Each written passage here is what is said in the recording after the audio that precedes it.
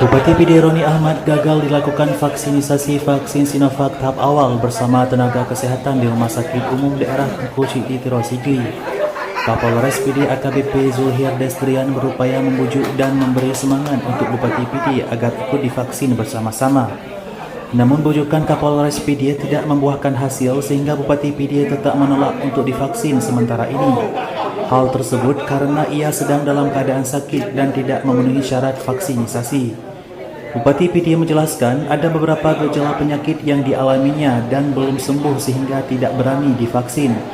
Untuk tahap selanjutnya, Roni Ahmad menunggu instruksi dokter jika sudah diperbolehkan untuk vaksinisasi.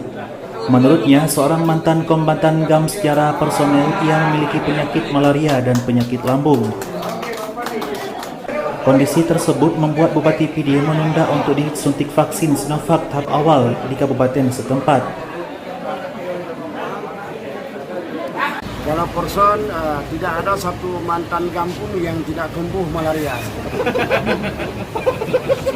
Ya kan? Jadi GAM ini bermain di hutan, GAM ini bermakan makanan juga sering kelaparan.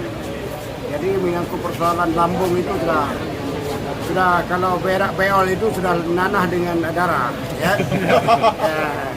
Jadi komitmen opsi tetap. Ya, kita komitmen tetap pasti itu, ya. Untuk hari ini belum bisa, tapi insya Allah saya akan vaksin, ya. Jika kondisi saya normal, stabil, sebagaimana yang diharapkan oleh kesehatan.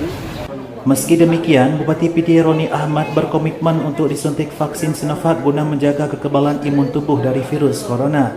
Roni Ahmad juga mengatakan vaksinisasi penting dilakukan untuk semuanya karena dampak serangan virus corona dinilai sangat berbahaya. Dari Kabupaten PD, Tim Liputan melaporkan.